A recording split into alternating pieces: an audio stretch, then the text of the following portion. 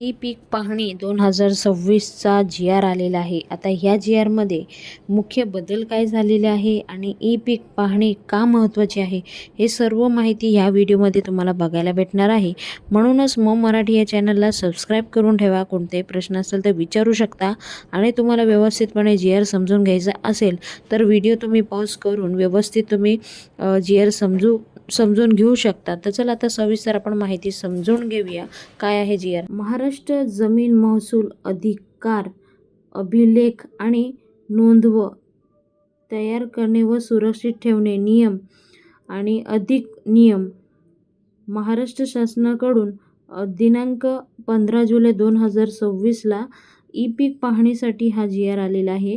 राज्यातले शेतकऱ्यांना ई पीक पाहणी मोबाईल ॲपद्वारा स्वतःच्या शेतातले पीकची नोंदणी करण्याची सुविधा उपलब्ध करून देण्यात आलेली आहे. त्यानंतर क्रमांक 3 येथील शासन निर्णय 31 जानेवारी 2023ला शेतकऱ्यांना केलेली पीक नोंदणी पडताळणी गाव नमुना 12 व पीक नोंदणी प्रतिबिंब करण्यात ई पीक पाहणी प्रतिक्रियेमध्ये आवश्यक सुधारणा करण्यासाठी सुविधा कार्यपद्धती निश्चित करण्यात आलेली आहे. आता शेतकरी घरी बसल्या ई पीकची पाहणी इझिली करू शकतो आणि सरकारने सुद्धा या बाबतीत हे सगळी सुविधा दिलेली आहे आणि ह्या गोष्टीचा लाभसुद्धा शेतकरी घेत आहे. केंद्र शासनाच्या DCS मोबाईल ॲपद्वारे पीकची नोंदी करी सुधारित प्रक्रिया खालीलप्रमाणे. दरवर्षी लागवड केलेले पीक शेतात उभी असताना केव्हाही शासनाचे विविध पीकसाठी विहित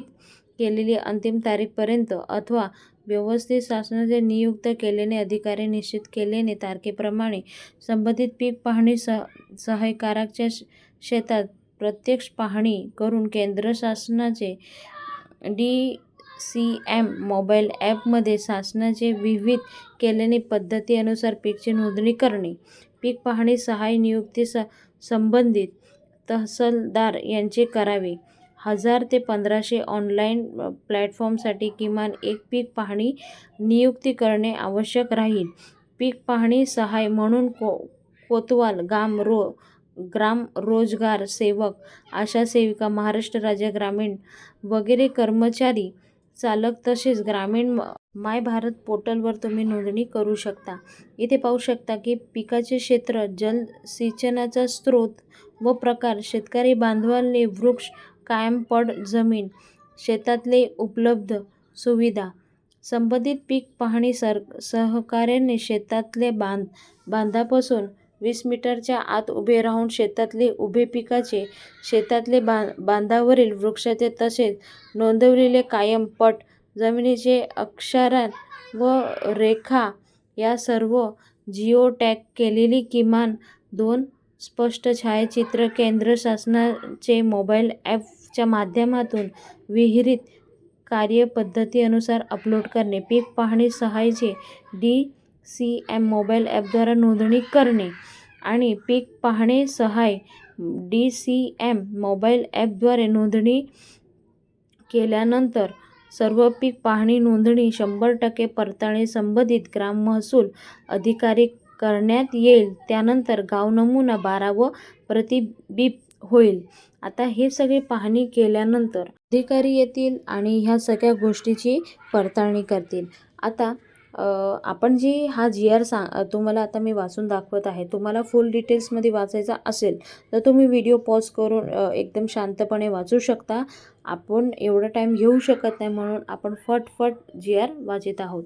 त्यानंतर पीक पाहणी सहाय्याची मोबाईल ॲपद्वारा नोंदणी आलेली पीक पाहणी माहिती महसूल अधिकारीची पडताळणी अंती चुकीची अथवा वस्तुस्थिती विसंगत आढळल्याने संबंधित पीक नोंदणी रद्द करण्यात येईल. ग्राम महसूल अधिकारी यांनी DCS वेबसाईटद्वारा प्रमाणित केलेली पीक पाहणी माहिती गाव नमुना 12 व प्रतिबिंब झाल्यानंतर त्या माहितीमध्ये कोणतीही दुरुस्ती अथवा बदल आवश्यक असल्यास संबंधित शेतकऱ्याला चालू हंगाम मंडळ अधिकाऱ्याकडे DCS वेब प्रणालीद्वारे अर्ज सादर करण्यात येईल. त्यानंतर संबंधित शेतकऱ्याकडून अर्ज प्राप्त झाल्यानंतर मंडळ अधिकारी शक्यतो संबंधित पीक नोंदणी आवश्यक ती दुरुस्ती करण्यात येईल.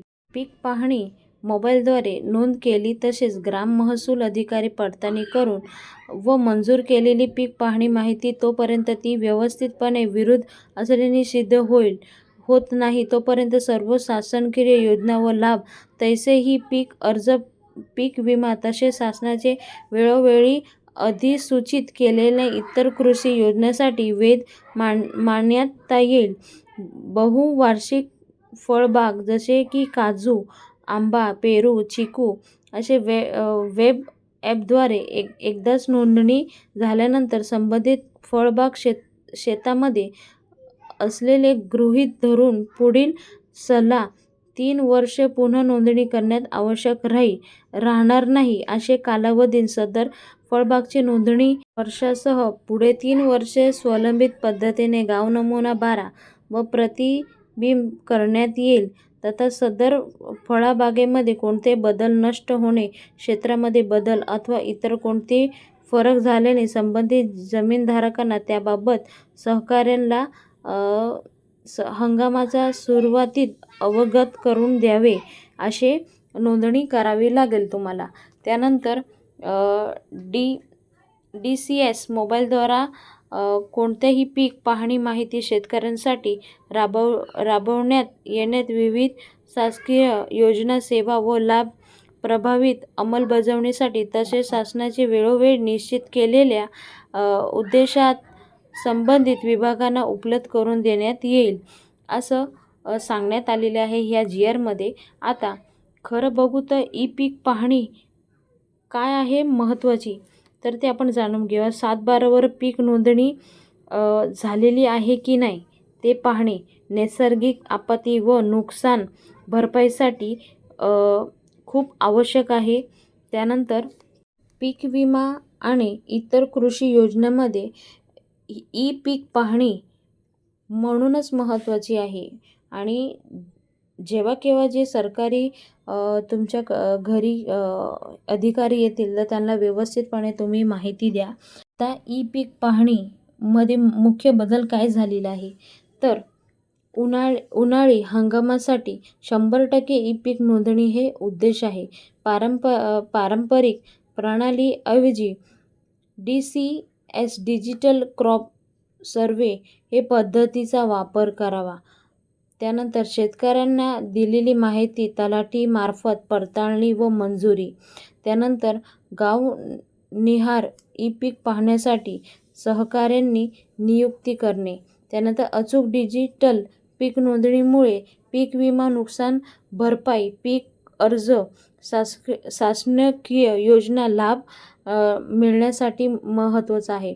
तर तुम्हाला आजचा हा जे पीक पाहणीचा जो GR आहे तो व्यवस्थितपणे समजला असेल. नसेल समजला तर व्हिडिओ पॉज करून वाचू शकता.